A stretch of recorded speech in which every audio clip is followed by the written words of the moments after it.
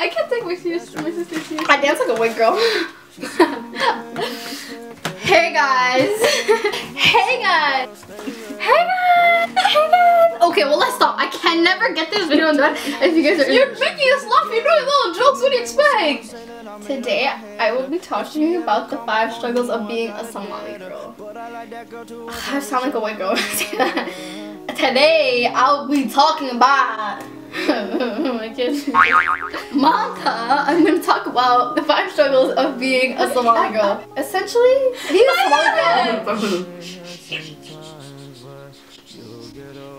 Essentially, being a Somali girl is pretty beneficial because you're beautiful. You know, you're just born into a beautiful specimen. But we got a couple of disadvantages up here.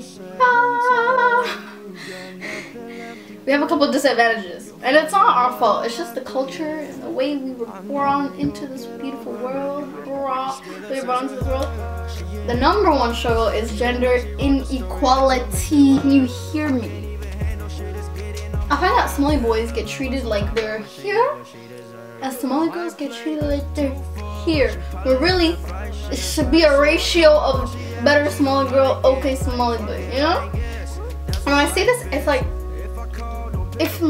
if Abdi or Mohammed wants to go and, you know, ball out with his friends and play basketball, Hoya will say yes in a heartbeat.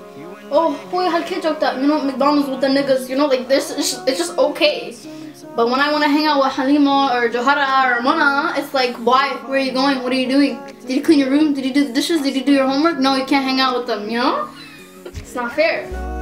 Also, I find that when you're a Somali boy, you tend to be put on this throne. Like, Somali niggas will, and I hope other Somali girls, I've heard this from a million other Somali girls, when you're a Somali nigga and you could be working at 9 to 5 straight out of high school, driving your own little Toyota, your own white Toyota Corolla 2005, you know, doing your thing, and then I could be studying in health, trying to get my medical degree, and I could be like volunteering, and I could be working a part-time job, but it's like, no, why don't you freaking save the whales or something? Well, like it's like you can do better. Oh, it's always, yo, she can do better. But you know, Abdi or Zakaria that's working his little 9 to 5 with his minimum wage ass gets the coat. It's not fair.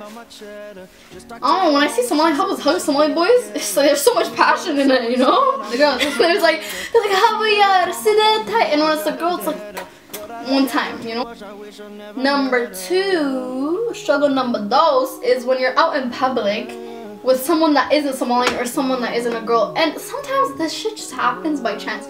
You could walk into a friend from high school and you guys are just chit-chatting, grabbing a bite to eat because you guys just ran into each other, and if your little Habayara from the block bags you, the story is, and don't tell that she was with 10 niggas eating food with 10 niggas hanging with 10 niggas hugging, 10 niggas doing this with 10 niggas. The story gets twisted.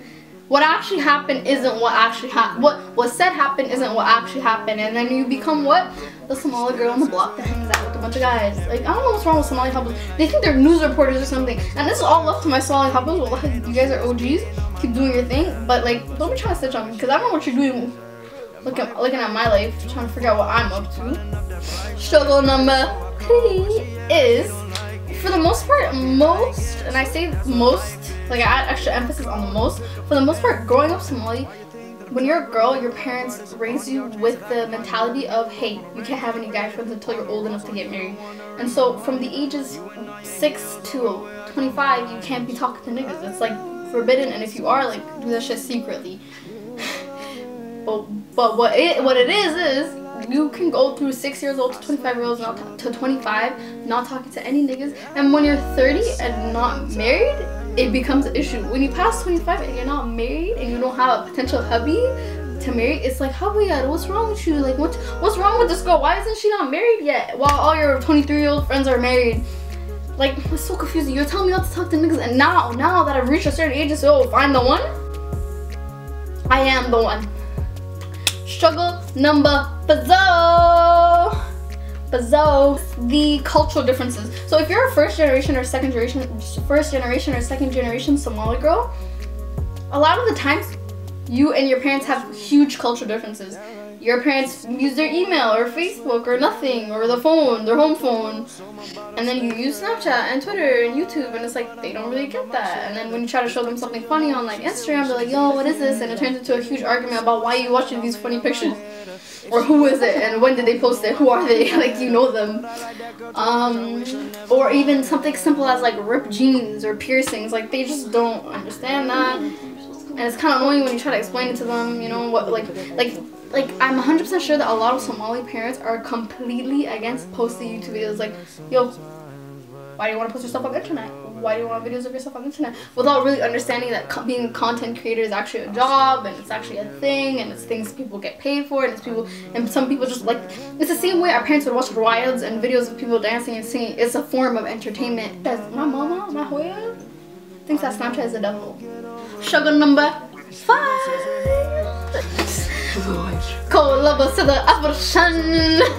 Anyways, struggle number 5 is stigma. For some reason, Somali culture, especially, okay, no, this is a very specific struggle. Somali parents, like being a Somali girl, we have a huge like stigma around mental health. It tends to be more of an issue with all immigrant parents and all like the stigma around mental health tends to be an issue around all immigrant parents and all like parents that aren't millennials. But you know, there's just a huge stigma around mental health. Like, we don't think it's real. Okay, essentially things like depression, anxiety, schizophrenia, bipolar disorder, we literally don't think it's real. Like, I've witnessed a lot of Somali and Muslim kids and kids that had immigrant parents go through problems with their mental health, and them being told that their mental illnesses weren't real. If you're depressed, it's because you don't read enough Quran or you don't pray enough. If you have schizophrenia, it's the devil. If you have bipolar disorder, it's the devil. And we're not able to understand that mental illnesses are literally a chemical imbalance in your brain. We literally think that things like cancer, like in our culture, I've seen, like, when I see someone with diabetes or cancer or like gland failure or something, whatever, a physical illness, they literally, like Somali families and Muslim families and sheikhs go to the hospital, give them gifts, pray for them. But when someone is dealing with insomnia, schizophrenia, depression, anxiety, we literally shun that person. And it's just shitty. Like, we're beautiful people with a beautiful religion. You can love your religion and have a mental illness. I'm really happy that there's a lot of young Somali kids and Muslim kids that are starting to raising awareness towards mental health. I want to do that as well. Like, I really hope that one day I'll be able to create a fundraiser for Somalia, because I know that they built a mental health hospital. They're working on building a mental health hospital there. But yeah, I think that there's just way too much unnecessary rude ass stigma towards mental health in my community and with my people. But like, the stigma's starting to get broken. I see so many people working hard on talking about mental health, but it doesn't happen too much in Ottawa. But like, I see it happen in the UK, Toronto, Minneapolis, you know, in America, Minnesota. Hopefully I can do that in O-Town.